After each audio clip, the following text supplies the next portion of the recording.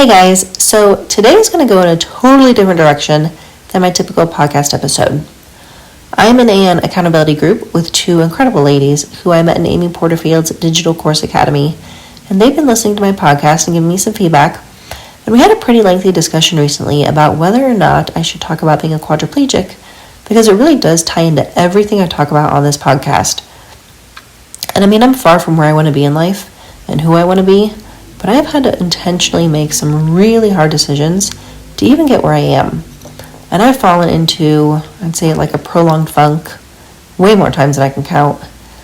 But no matter how long it takes, no matter how hard it is, no matter how far down the rabbit hole I go, I always get myself back out of it, because when push comes to shove, I want to create a far bigger life than I have. And I know I can do it. So when I'm giving you my no nonsense and get over it and do something spiel, lecture, I say that because I know it can be done, even though at times I really can struggle to do it myself. So when we were talking about how to incorporate this part of my life into the podcast, or even if it made sense to do so, they both recalled episode 5 when I talked about being paralyzed as a teenager and how they're like, wait, what? Now they both know this about me because, we're on Google Meet every other week, but I think it just threw them off guard because I just randomly mentioned it. And honestly, I had to go back and search for it because I didn't even remember talking about it at all. Because it's just life at this point. It's been almost 20 years. And at this point, it's just how it is. It's just normal. And it's not what I focus on. It's not what I talk about. It's not what my life is about. So I really don't talk about it at all. I don't avoid it intentionally. I just find that it's rarely relevant in any conversations. So I don't naturally bring it up. But they were like, I think you should share this. I think it could impact a lot of people, so here goes. I was kind of a loud kid growing up. In a lot of situations, I was super shy, I was super quiet, definitely did not want attention. But in the right setting, with the right people, I was kind of loud and obnoxious. And I really liked acknowledgement attention. I don't even know if that's like a thing, but I always wanted the credit if something was my idea, or if something was done well, or if I helped somebody to do something. So I definitely grew out of that quite a while ago. But back in the day, I feel like it was kind of problematic. So I grew up in a really small town, and we lived right on the edge of town, so it almost felt like we were in the country, but we were close enough to walk into town, ride our bikes, kind of have the best of both worlds. And in the summer, we just lived on our bikes, going to the park, going to the ice cream shop, riding all over town, all over the place, wherever we could go. We actually had 2 parks and 2 ice cream shops in our tiny little 3-stoplight town. And hang out with whatever friends were spending the night or whoever lived in town. And it was pretty much a fantastic place to grow up. And of course it was before everyone had cell phones. So we would just stick a sticky note on the doorway by the phone, where we were, maybe who we were with, and then we'd come home when we came home. It was such not a big deal.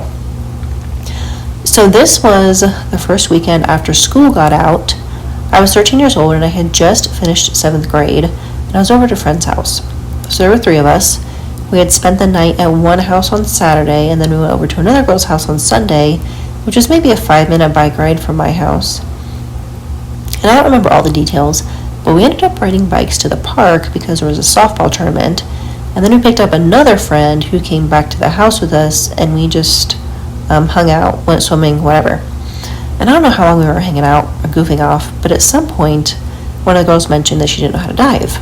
So of course, I was like, ooh, let me teach you, because that's how I was. And I was definitely not a fantastic diver. I learned kind of how to do it from my grandma when I was 8 or 9 years old, and that was not a pretty experience. I was absolutely terrified of doing it. But I actually remember one time, it was probably the summer prior to this, I think. One of my friends had a birthday party at the local town pool, and someone did a flip off the high dive. And I was like, I can do that. So I was going to be really cool and do a front flip into a dive. Now, why I thought I could do this is beyond me. I am pretty sure the Olympics were going on that summer, so maybe that was a problem. I don't know. But I was in gymnastics, and I had just enough confidence and just enough athletic ability that I was like, I can totally do this, and I'm going to look really cool. Well, needless to say, I did a very painful face plant into the pool off the high dive. It was, oh my gosh, it was awful. And when I climbed out, I was really hoping that nobody saw me. I just acted like nothing happened and continued on as if all was well. So going back to the day of my accident, I liked attention, I thought I could pretty much do anything, and I had a friend who did not know how to dive, so I could say I taught her, she would learn, and it was a win-win for everybody. Now, I'm not a total idiot, and I did understand that the water was shallow and that you really should be careful. I mean, whatever it is, what is an in-ground pool, the shallow end, like 4 feet or something? So we start with the peanut dive, and I don't know, does anybody know what the purpose of that is? Is it to get your face used to going into the water first? I don't know now, I didn't know then, but anyway, I knew that if you were going to learn how to dive, you start with a peanut. So that's what we did. We did a few of those, and then we moved on to just shallow surface diving. And now this is something I'd done, I don't know how many times before, and it's not even really that hard. I mean, you basically jump into the water, you basically jump flat into the water, you're just not so flat that you do a belly smacker. Now, and I have no idea why or how many of these I did. I don't know if I did 1, 3, 5, a whole lot, no clue. But here's the ironic thing that I actually just remembered as I was thinking about this. So I'm standing on the edge of the pool, toes on the edge, arms above my head, hands together, and these were the words that I said. Now imagine me thinking I know what I'm talking about. Now you gotta be careful to just skim the surface or else you'll hit your head. And that was it. Those are the very last words of life as I knew it. So I dove in, and the next thing I remember, I opened my eyes, and I am at the bottom of the pool, almost laying on my left side, and just floating down there at the bottom. I don't remember anything going through my mind at the moment. I remember looking down, so imagine laying on your left side, looking down at your feet. I remember looking down towards my feet, and I saw my legs were just floating there. And I don't remember trying to move. I don't remember thinking, like, what's wrong? This isn't right. There was nothing. No panic, no out of breath. I don't even remember feeling the need or desire to breathe. I was just laying there at the bottom of the pool, instantly, totally paralyzed. And I remember closing my eyes and thinking, God, please do not let me die. And I wondered if any of my friends would even see me. Would they notice I'm down there? Like, are they even paying attention? Do they even see me? And I thought not too long ago, that day, I actually showed them, because I'm such an idiot, I showed them how cool it was that you could hold your breath and sink. So I don't even remember why or how I learned this, but not much before that, and again, I have no idea what the conversation even was about. But I remember my dad saying that you, like, instead of inhaling and then holding your breath, if you exhale and then hold your breath, you'll sink. And I thought that was pretty cool. So at some point while we were messing around in the pool, I remember showing them, like, hey, this is how you sink, and I just floated to the bottom. And I remember thinking as I'm down there laying, I thought, crap, I hope they don't think I'm down here on purpose. But again, no panic, absolutely nothing. And then I don't know how, but I started floating to the surface. And as I go up, my head pops out of the water, and I'm face to face with one of my friends. And as fast as I can, while my head is still above water, I say, I can't breathe. And okay, like imagine you have no air in your lungs and all you can do is exhale. It was this panic, like, I can't breathe. It was so awkward. Okay, I think this next part is kind of hilarious. So if you've ever seen Mulan, imagine the scene after the avalanche when Mushu is riding the back of the horse, looking for the cricket, and he grabs a chunk of hair out of the snow, and the Hun's face pops out. Okay, that is what I think about in this next part. So I'm facing my friend, my head's bowing out of the water, and she just grabs my head of hair and is holding my head like, what? And I have no idea what was going through her head at that moment, but she's holding my head out of the water by my hair, and the next thing I remember, I'm on the edge of the pool.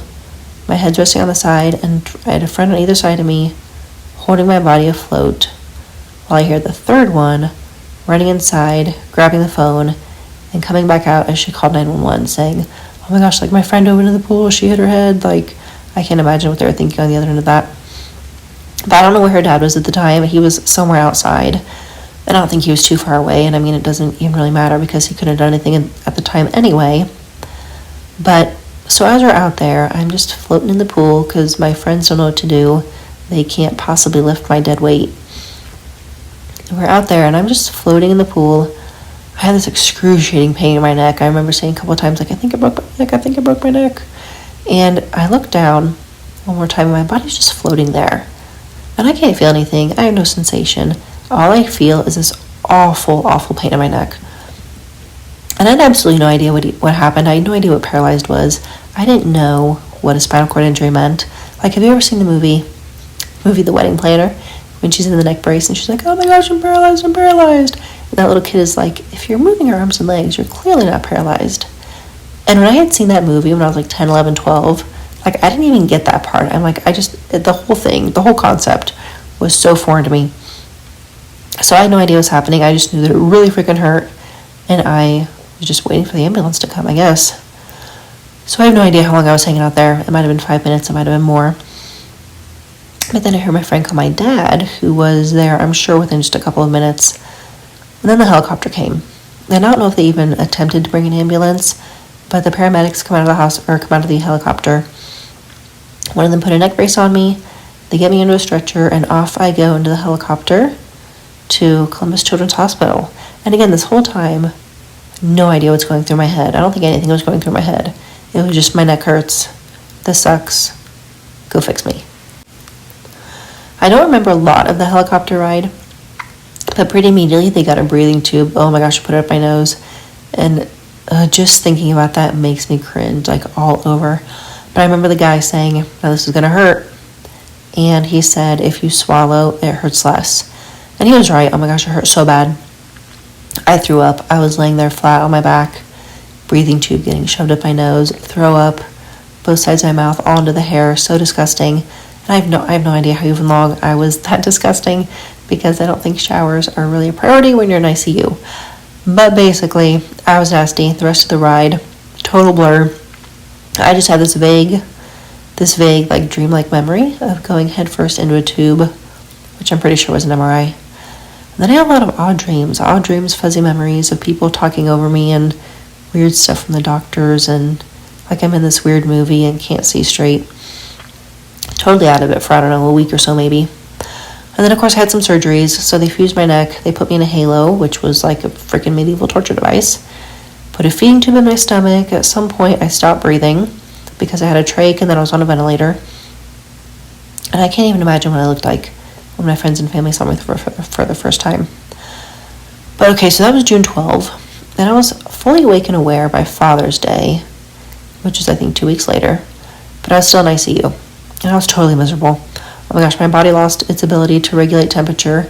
And so I'd absolutely be burning up. And since we were in ICU, they couldn't turn any fans on. So mom, sisters, whoever was around, would just like dunk washcloths in ice water and lay them on my face. Because that was the only thing I could feel, was my face. And oh my gosh, I felt so good.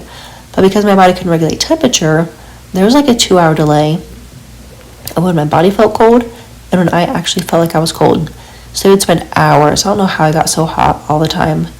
Probably because of the vest. Oh my gosh, because my halo, the vest part of it was lamb's wool. So that guy was hot. Anyway, I don't know how long they would spend icing my face down until it felt good. And they'd be like, Jenna, you're cold. Like, Jenna, your body's cold. I'm like, I don't care. I'm so hot. Keep doing it. And then, of course, 2 hours later, when my feeling caught up with my body, I was absolutely freezing. So then I spent the next half of the day warming me up. And that was just a cycle that I went through. And it actually, goodness, I probably had that type of a temperature delay well through high school. 5, 6, 7 years later. I remember getting in bed and shivering for a solid 2 hours, totally bundled up, heating pad on, until I actually felt warm, even though my body was hot hours ago. Anyway, so weird stuff like that was happening in ICU. And I remember I was still in ICU on July 4 because we had convinced the nurses to turn my bed around so that I could see red, white, and boom, which was super fun. Well, for the time. And then in the morning, I woke up to sunshine on my face for the first time in weeks because my bed was facing the window. So random things like that I remember. And it was really weird because as I was trying to move my arms and fingers, I felt like things were moving, but of course I couldn't see anything because of how I was laying. So I remember always asking my mom, is my hand moving? Am I moving now? Am I moving? Because if I imagine moving my fingers, it feels like they should be moving, but of course they don't. And I just remember saying, no, they're not moving. And of course when I say I said something, I mouthed it, because I had a trach. I was on a ventilator, so I couldn't talk. I was mouthing words for, way too long, like 8 months of my life. But anyway, I was still in ICU on July 4, and then even as all this was going on, I just had no idea what had happened to me. I had no grasp of reality as far as like what life was going to look like, because I just had no idea. This was all totally foreign to me. I had no concept of the permanence of what had happened.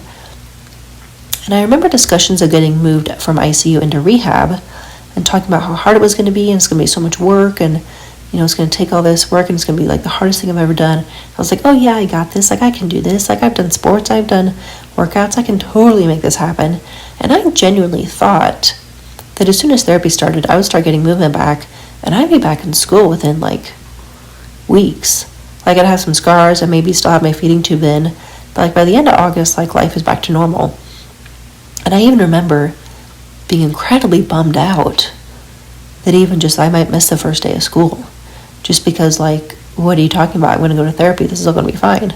Life was going to resume as normal, and I would just have this pretty cool, fun, crazy story to tell. Well, and of course, that didn't happen. So sometime in July, I got transferred to the rehab floor of Children's Hospital, and I could not have been there very long, because on August 8, I flew to Baltimore to go to their rehab facility for spinal cord injuries. Now, the therapy at Children's Hospital really was a total joke, and I'm pretty confident that if I would have stayed there, I would not have got on my ventilator. I for sure would not have gotten the trach out. And so my parents left for a few days, I'm guessing, I don't know. And they scouted out several rehab hospitals all over the country, and they landed on one in Baltimore. So they transferred me in an ambulance to a little airport nearby, and I don't know what kind of little jet we were on, but my mom and I got in, me in this stretcher with halo, trach, vent, all the jazz, and we flew to Baltimore. Left my dad and my sisters in Ohio, and they drove out that weekend so mom would have a car, and then they flew back home. And while I was in the hospital, I had a ton of visitors. Friends came frequently to see me. Like, it was not a dull place to be. Teachers, church people, people in the community. And remember, I'm on my vent, so I can't talk, and it's lip reading the whole time. And some people could really pick it up, and other people not so much. And it's funny how you learn what's important to say when it takes so much effort to talk, and takes even more effort for people to understand you. But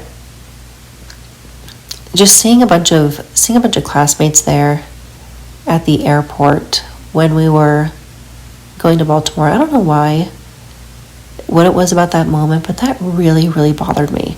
I was so embarrassed for them to see me like that.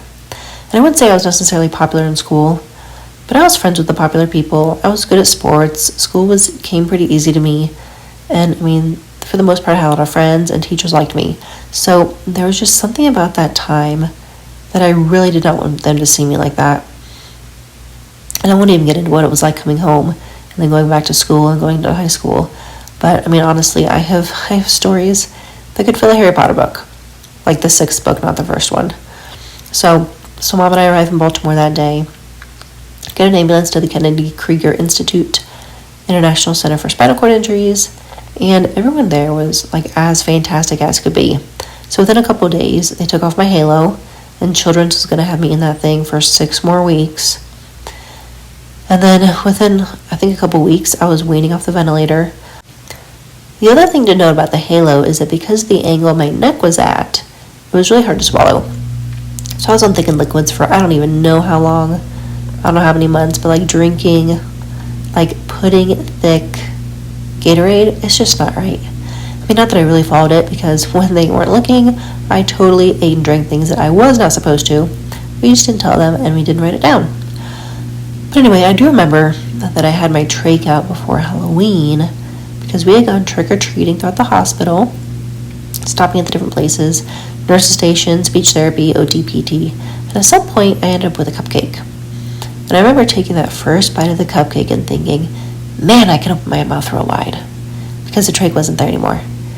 I mean, otherwise you have to kind of take this smallish little bite or eat the cupcake with a fork, and the icing to cupcake ratio would have been all off. But I remember how amazing it was to just be able to open my mouth and eat a cupcake, because my trach was out.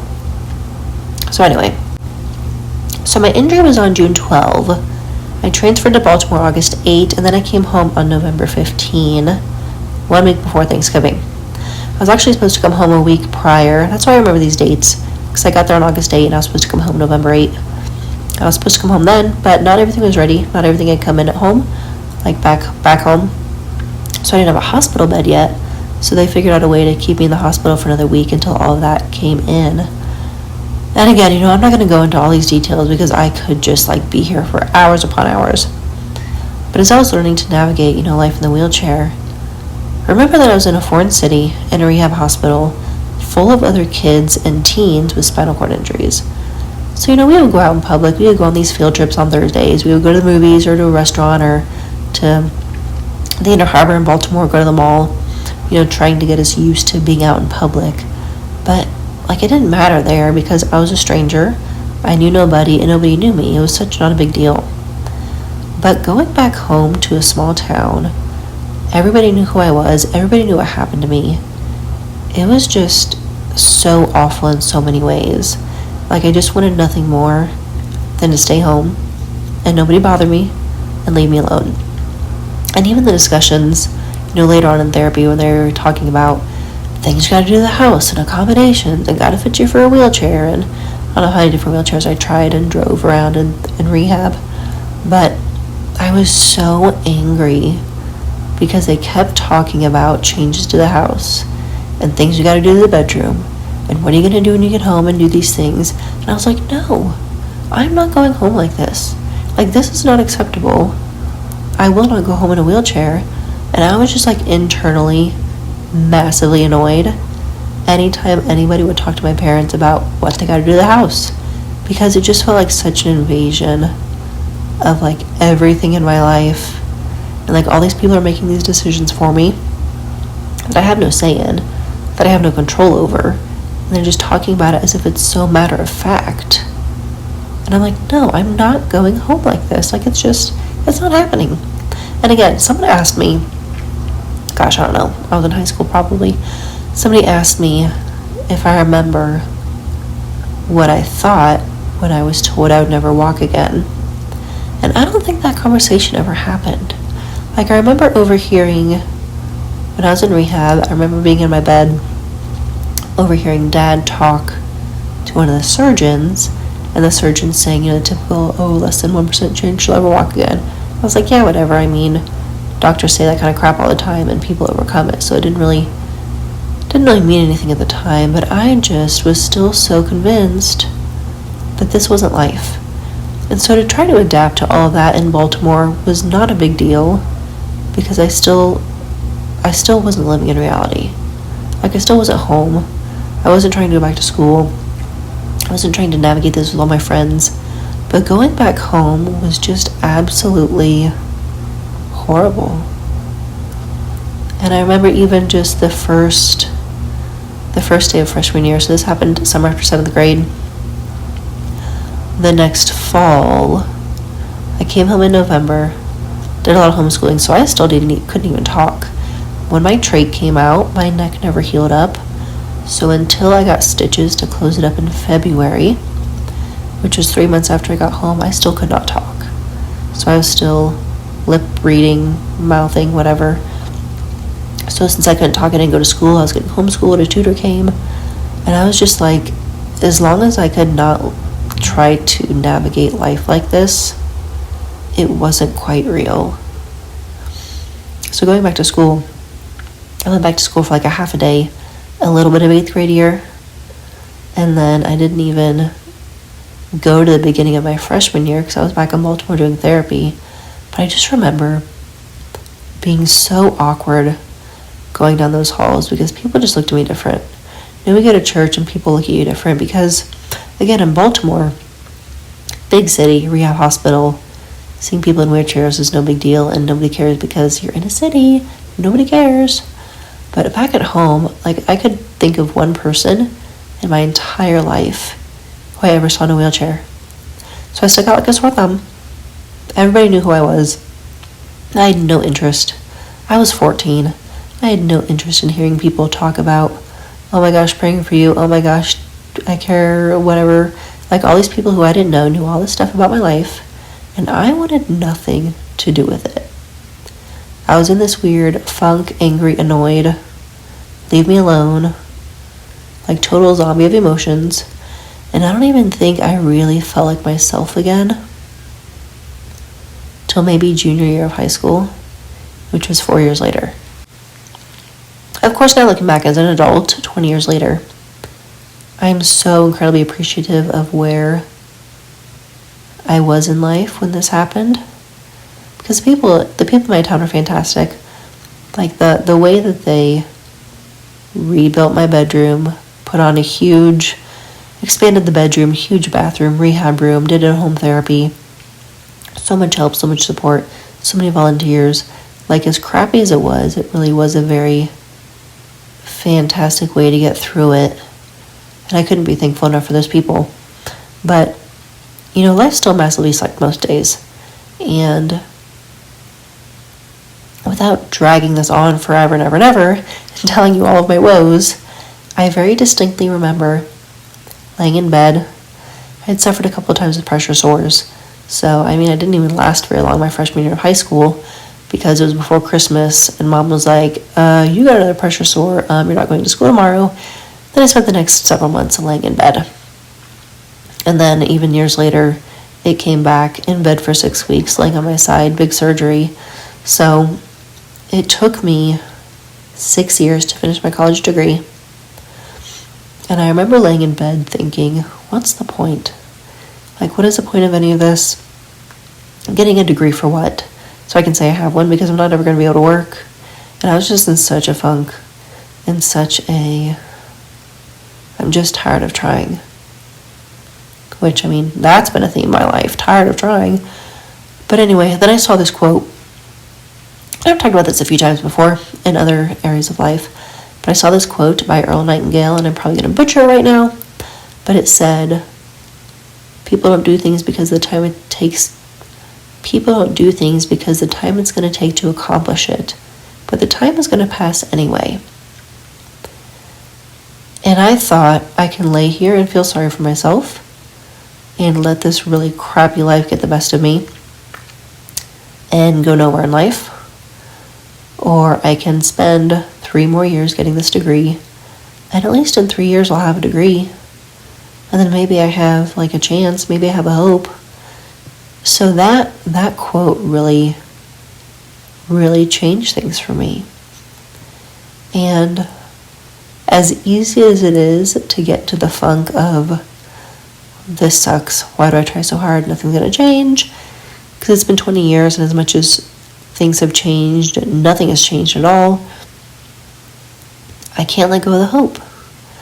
I can't let go of the hope that things will change. I'll have an incredible life. I'll help a ton of people. And I could we'll probably do that in another episode, of how I even decided to become a dietitian and a mindset coach and a neuro coach and do what I do. But all of this is a giant long story to say, life sucks. Get over it. Create the life that you want to create. Because everybody has their problems. Everybody has their issues. Mine are really obvious. And it really annoys me when people are surprised that I graduated college. People are surprised that I have a job. Because I just think, what do you expect? Do you expect me to hang out at home and do nothing and watch TV and live off the government? Because that is just so pathetic. And why is that okay? Because there are people who've gone through far more trauma than I have. There are people in way worse circumstances than I have. But nobody expects them to just give up and go on welfare and say, oops, sorry, life was hard, I guess you get a pass. That's not how life works. So, and there's one exercise that we do a lot at work for new students called the 7 layers deep, 7 whys. I don't know if you've heard of it or not, but you talk about, what's the goal you're working on? Why do you want to do it? And then you ask yourself again, okay, why is that important? Then ask yourself again, okay, why is that important? And you get 7 layers deep to get to the real root of why you want something. Because typically when we say that we want something, we're pretty shallow with it. Oh, I want financial freedom, or oh, I want to spend more time with my kids. But why do you want to spend more time with your kids? And then when you do that 7 times, you really get to the root of it. And what I've noticed over and over again is that I can't stand to see people hopeless. It just makes me so sad when people feel like there's no way out, when people have no hope, when people feel like there's nobody to support them, or nobody cares. So I guess that's why, and that goes hand in hand too with high standards, no nonsense, accountability, because you get to have hope. You get to have hope, you get to create the life you want, and you don't get to let stupid circumstances hold you back, because everybody has horrible things happen to them. So, I don't know. I'm kind of rambling at this point, and I could go on forever. So basically, when I act like a total jerk and tell you to just get over it and do it, it's because sometimes you just gotta get over it and do it. And you can either wallow in the pity of how life sucks, or you can do something about it. Create a life you want. Beat the odds. Tell the people who think you can't do anything to go do something inappropriate, because you're going to do what you want with your life, and they're not going to hold you back. And I think it's very awkward to me. It's very awkward when people think I'm inspiring, because I just don't get it. I mean, I get it, but also I'm like, what do you think I should do with my life? Because hanging around being bored all day is not okay with me. So, if I can overcome all this crap, you can overcome whatever you've gone through. So anything in these episodes, I'm not just being preachy. This is stuff that I've dealt with for 20 years. And some days I really suck at doing what I say. I really suck at following through. And some days I just want to wallow and not try. Because trying and failing and trying and getting disappointed is really freaking exhausting. And it can eat away at you. But there's always a but. There's always hope. So I'm going to leave it there. And I'm going to start pulling more nuggets of this into the podcast. Because even though it's really not exactly relevant, it's totally relevant. And how you can choose to create the life you want, regardless of what life is throwing at you. And if you want to turn your health around, even though you've been struggling for 20 years and the doctors say there's nothing to be done, do it. If you've been wanting to start a business or do a career change or become a different person who lives a different life than how you grew up, do it. Listen to different people, get new friends, hang out in a different environment. And if no one in your current immediate circle supports you, so what? They don't get to have the power to decide what type of life you have. I actually talked about this a while ago in one of the episodes, how to create the life you want if nobody supports you. I don't know which one it is, but I will link it in the show notes. Okay, so that's all for today. Now, you have a bit of context into why I do what I do, why I talk about what I do. So next week we'll go back to the regularly scheduled programming. And I'm sure we'll get more snippets of this soon, because now that I've opened these floodgates, I'm sure this isn't going away. Because like I said earlier, I could fill a 4-inch book with all these stories that I have accumulated over the years. So, as always, take action and stay empowered. Because no matter what is happening, you get to choose the type of life you live. And I'll see you next time.